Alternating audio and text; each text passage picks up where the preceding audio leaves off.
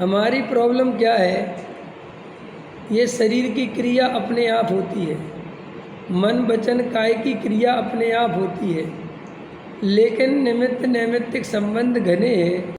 इसके कारण ऐसा लगता है कि ये मन वचन काय की क्रिया मैं करता हूँ, ये परिणाम मैं करता हूँ, और फिर वो आकुलता वगैरह होती है तो ये आकुलता मुझे हो रही है। अब इसमें गलती क्या करते हैं कि भेद ज्ञान करने के अलावा कोई उपाय नहीं है। हम सिर्फ भेद ज्ञान कर सकते हैं, परिणाम से, क्रिया से, शरीर से, संयोग से। वहाँ की उनके परिणमन को हम नहीं बदल सकते।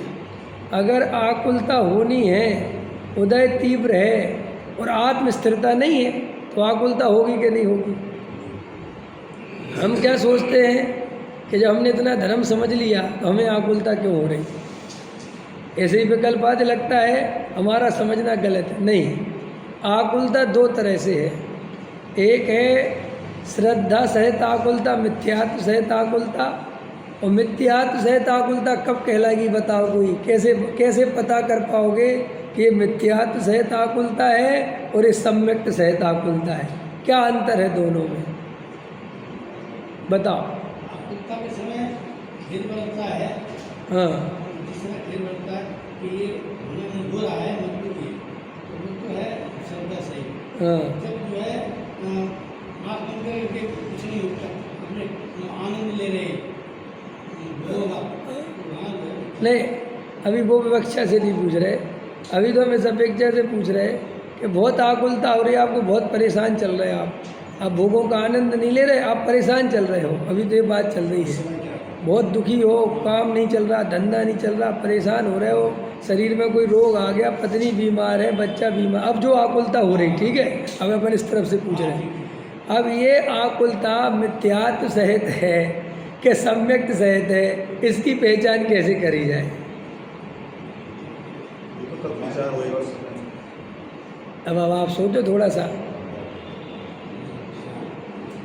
है रमेश जी? उसमें भेद विज्ञान चलता है। हाँ। अगर सम्यक सही है हाँ, और अगर वो अगर उसमें आकुलता चल रही है तो भेद विज्ञान नहीं, वो कारण का स्वभाव नहीं। आकुलता को अपने में मिला ले, समझ में आया?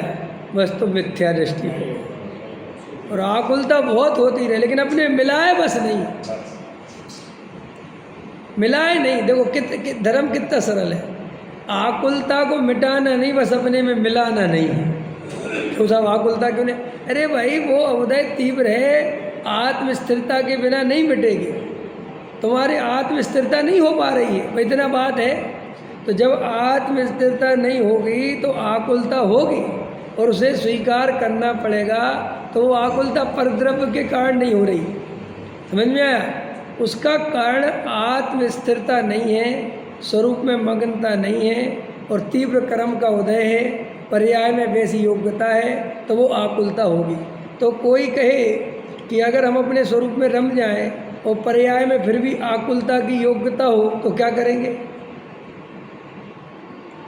गुरुदेव श्री जब योग्यता समझाते थे तो ऐसा भी लोग प्रश्न करते थे कि भाई हम आत्मा की श्रद्धा कर लें, हम वेद ज्ञान भी कर लें और सम्यक दर्शन नहीं हुआ तो, अगर पर्याय में योग्यता नहीं हुई तो फिर क्या करेंगे?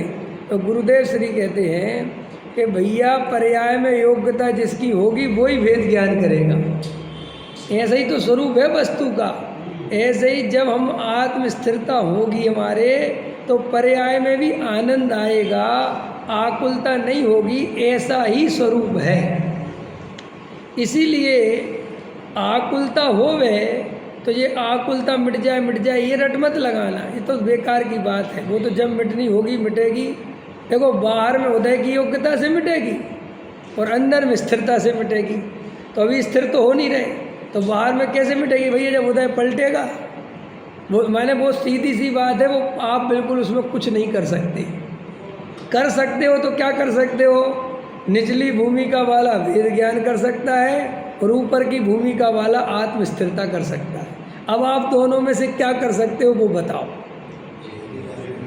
वेद ज्ञान तो वेद ज्ञान करो और आकुलता को ये पर्याय में है, मेरे में नहीं है। स्वीकार करना, कैसे स्वीकार करना कि पर्याय में है लेकिन मेरे में नहीं है। मैं आकुलता में नहीं गया, मैं आकुलता रूप नहीं हो गया। आकुलता मेरे अस्तित्व में प्रवेश नहीं कर सकती, मेरा अस्तित्व आकुलता में प्रवेश नहीं कर सकता। ये आकुलता अभी उदय पलटेगा और पलट जाएगी, लेकिन मैं नहीं पलटूंगा। पलटेगा कौन? उदय, आकुलता। लेकिन मैं अभी भी ज्ञाता, जब निराकुलता आएगी तब भी ज्ञाता। तो मैं कौन? मैं तो ज्ञाता। तो ऐसा भेद ज्ञान पूर्वक आकुलता को जानने वाला, भोगने वाला जीव सम्यक दृष्टि है, और उस आकुलता में एकत्व पूर्वक भोगने वाला। हाय मैं तो मर गया, वो आकुलता ही सब कुछ हो गई, बस मैं तो खत्म ही हो गया। सारा वजन काय पे आ गया? केवल और केवल आकुलता पे, एक समय के परिणाम पे। देखो, हमारा वजन किसी भी कीमत पर पर्याय पर नहीं आना चाहिए, चाहे पर्याय में कितनी भयानक स्थिति बनी हो। कितनी भयानक बन सकती है बताओ? नरक जैसी तो नहीं बन सकती।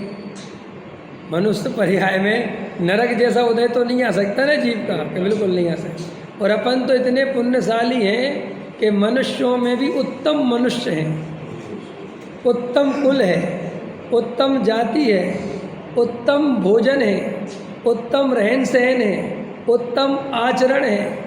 कोई निंदनीय शराब नहीं कहते, जुआ नहीं खेलते, कोई शब्द व्यसन नहीं करते, मद्य मांस का सेवन नहीं करते, शुद्ध सात्विक घर का भोजन करते हैं, तो आचरण भी है।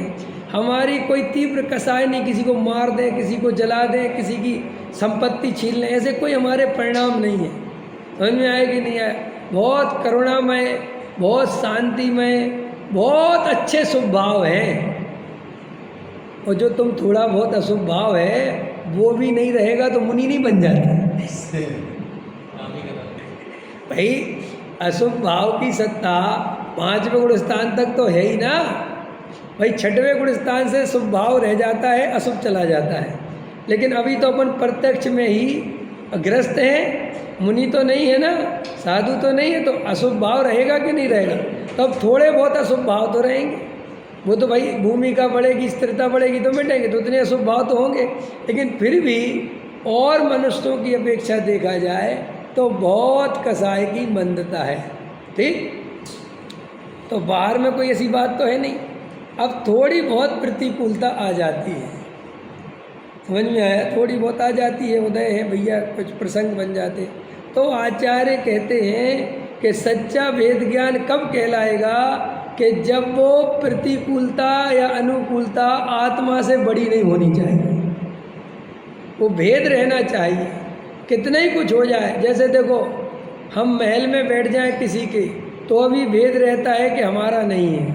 और हम झोपड़ी में जाके किसी की बैठ जाएं तो भी भेद रहता है कि हमारा। ऐसे ही अनुकूलता आवे तो भी भेद ज्ञान रहे कि ये अनुकूलता से मुझे कोई सुख नहीं और ये मेरा स्वरूप नहीं। और प्रतिकूलता आवे तो भी ये निर्णय रहे कि ये मैं नहीं और ये मेरा स्वरूप नहीं।